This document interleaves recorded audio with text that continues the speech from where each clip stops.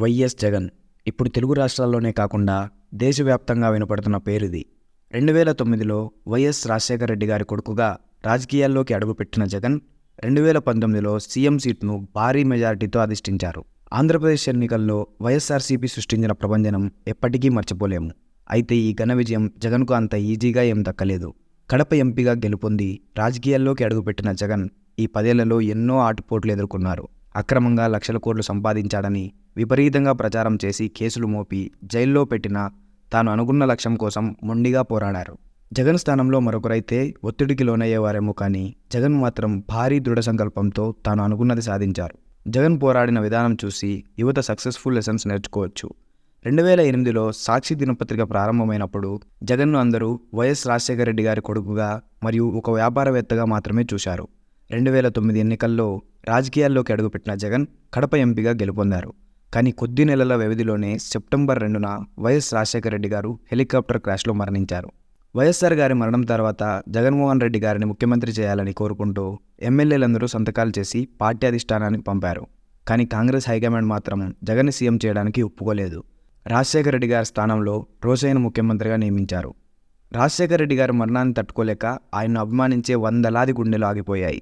వారి కుటుంబాలను పరామర్శించడం కోసం జగన్ ఓదార్పు యాత్రకు శ్రీకారం చుట్టారు. దీన్ని కాంగ్రెస్ అధిష్టానం సమ్మతించలేదు. వైఎస్ రాజశేఖర రెడ్డి గారి భార్య విజయమ్మ ఢిల్లీకి వెళ్లి అధిష్టానాన్ని కోరినా వాళ్ళు ఒప్పుకోలేదు. దీంతో కాంగ్రెస్ హైకమాండ్తో విభేదించిన జగన్ ధైర్యంగా అడుగు ముందుకేశారు. తన తండ్రి మరణాన్ని జీవించుకోలేక చనిపోయిన వారి కుటుంబాలను ఓదార్చడం కోసం ఓదార్పు యాత్రను ప్రారంభించారు. మీరంతా నా కుటుంబ సభ్యులేనని వారికి భరోసాను కూడా ఇచ్చారు. 2010లో తన ఎంపీ స్థానానికి రాజీనామా చేసి కాంగ్రెస్ పార్టీ నుండి బయటకు వచ్చేశారు. తర్వాత తన తండ్రి పేరు కలిసి వచ్చేలా వైఎస్ఆర్ కాంగ్రెస్ పార్టీని స్థాపించారు. ప్రభుత్వంపై జగన్ అవిశ్వాస తీర్మానం పెట్టగా 17 మంది ఎమ్మెల్యేలు ఆయనకు అండగా నిలిచారు. వారిపై అనర్హత వేటుపడడంతో ఉప ఎన్నికల్లో వారిని గెలిపించుకున్నారు. తర్వాత జగన్పై రకరకాల ఒత్తిళ్లు పెరిగాయి. కానీ స్వతహాగా మొండివాడైన జగన్ వెనక్కి మాత్రం తగ్గలేదు. దీంతో అతనిపై అక్రమాస్తుల కేసులు కూడా నమోదయ్యాయి. సిబిఐ, ఈడీ విచారణతో జగన్ను ఇబ్బంది పెట్టారు. లక్షల కోట్ల అక్రమాస్తులంటూ మీడియాలో వార్తలు, 16 నెలల జైలు జీవితం. దీంతో ఎన్నిసార్లు అప్లై చేసుకున్నా బెయిల్ రాలేదు. ఈ పరిస్థితుల్లో మరొకరైతే ఈ ఒత్తిళ్లకు తగ్గేవారేమో కానీ జగన్ ధైర్యంగా వీటన్నింటినీ ఎదుర్కొన్నారు. కష్ట సమయంలో ఆయన వెంట తల్లి విజయమ్మ, భార్య భారతి, సోదరి షర్మిల అండగా నిలిచారు. సోషల్ మీడియాలో ఫ్యామిలీ మీద దుష్ప్రచారం, జగన్పై అవినీతి పరుడు అనే ముద్ర, వైఎస్ఆర్ కొడుకనే అభిమానం ఉన్నప్పటికీ 2014 ఎన్నికల్లో అవినీతి మరక జగన్కు పెద్ద ఎదురుదెబ్బ వేసింది. జగన్ వస్తాడని బలంగా నమ్మినప్పటికీ చంద్రబాబు, మోడీ, పవన్ కళ్యాణ్ కూటమి బలం ముందు స్వల్పం తేడాతో జగన్ అధికారానికి దూరమయ్యారు. తన మాస్ ఇమేజ్కి వ్యూహరచన తోడుగా కావాలని భావించిన జగన్ ప్రశాంత్ కిషోర్ టీంను సలహా కోరారు. ఇది వైఎస్ఆర్ కాంగ్రెస్ పార్టీకి చాలా మేలు చేసింది. రాష్ట్ర విభజన సమయంలో ప్రజల ఆకాంక్షలకు అనుగుణంగా సమైక్యాంధ్ర కోసం నినాదించిన జగన్ రాష్ట్రం ఏర్పడ్డాక ప్రత్యేక హోదా కోసం చాలా పోరాటాలు చేశారు. తమకు హోదా మాత్రమే కావాలని, ప్యాకేజీ వద్దని డిమాండ్ చేశారు.